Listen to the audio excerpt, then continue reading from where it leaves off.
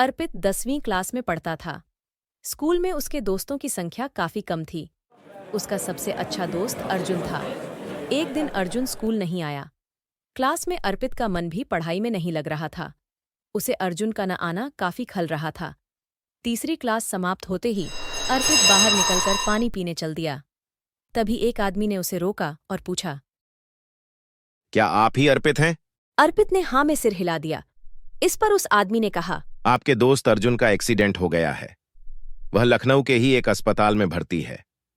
वह आपको काफी याद कर रहा है। आप तुरंत मेरे साथ चलिए। अर्जुन का एक्सीडेंट हो जाने की खबर सुनकर अर्पित घबरा गया और बिना सोचे समझे ही उस अनजान आदमी के साथ चल दिया। वह आदमी अर्पित को साथ लेकर अभी थोड़ी ही दूर गया था कि उसके 4 साथी और मिल गए।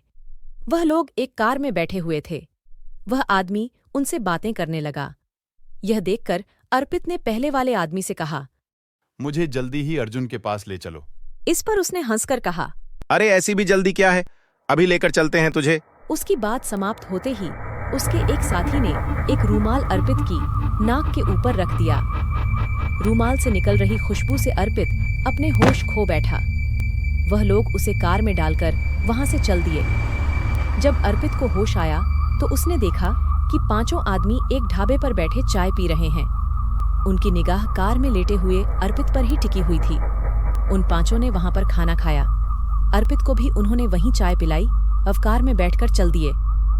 वह रास्ते में बातें कर रहे थे कि अर्पित के घर वालों से 50 लाख रुपए आसानी से ले सकते हैं। उनकी बातों से अर्पित को यह आभास हो गया कि फिरौती के लिए उसका अपहरण कर लिया गया है। रास्ते में ही उन आदमियों में से एक ने उससे कहा, अगर तुमने शोर मचाया तो काट कर फेंक देंगे। इतना कहने के बाद उसने एक बड़ा सा चाकू भी अर्पित को दिखाया। डर के मारे सारे रास्ते अर्पित चुप बैठा रहा। वह सोचने लगा कि किसी तरह इनके चंगुल से निकलने की कोशिश करनी चाहिए। अगर वह यहाँ से नहीं निकल सका तो उसके पापा को इन्हें 50 लाख रुपए देने पड़ सकते हैं। पता नहीं पापा ये रुपए कहाँ से जुटाएंगे, जुटा भी पाएंगे या नहीं। उन लोगों ने एक जगह ले जाकर उसे एक कमरे में बंद कर दिया। उसे भागने से रोकने के लिए एक आदमी हर समय कमरे में मौजूद रहता था। अर्पित ने बड़ी चालाकी के साथ बातों ही बातों में यह पता कर लिया कि उसे घुमा फिराकर लखनऊ में ही लाकर बंदी किया गया है। एक दिन अर्पित ने अनजान बनते हुए उस आदमी से पूछा, आपने मुझे यहाँ क्यों बंद कर रखा है? सोहन नाम के उस आदमी ने कहा, हम तुम्हारे पापा से 50 लाख रुपए लेना चाहते हैं। हमने रुपये मंगवाए हैं। जैसे ही रुपये आ जाएंगे हम तुम्हें छोड़ डीएच देंगे। इस पर अर्पित ने पूछा, आपको इन रुपयों में से कितने रुपये मिलेंगे? मुझे उन रुपयों में से 8-10 लाख रुपये मिल जाएंगे। सोहन ने जवाब दिया। अर्पित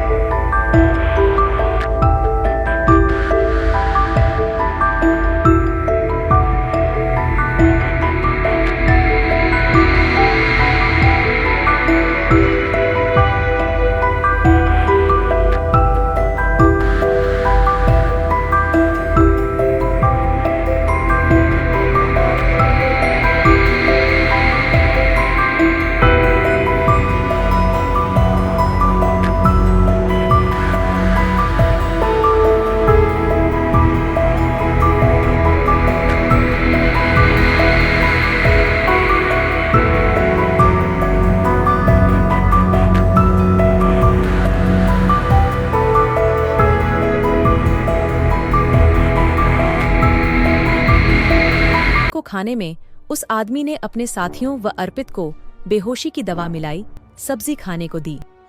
उसने अपने लिए बिना दवा मिली सब्जी रखी। जैसे ही सब खाना शुरू करने वाले थे कि अचानक अर्पित ने फूंक मारकर पास रखी मोमबत्ती बुझा दी।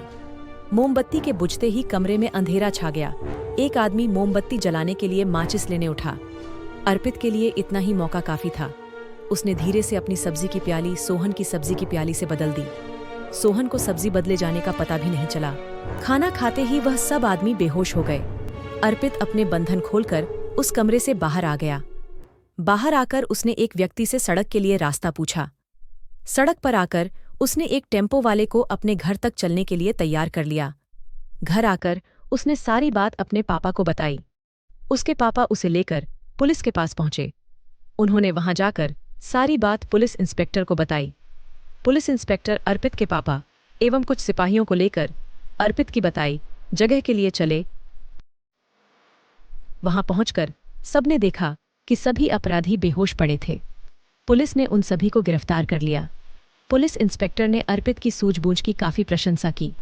अपनी सूझबूझ के कारण ही अर्पित उन बदमाशों के जाल से छूट सका और सभी बदमाश गिरफ्तार हो सके।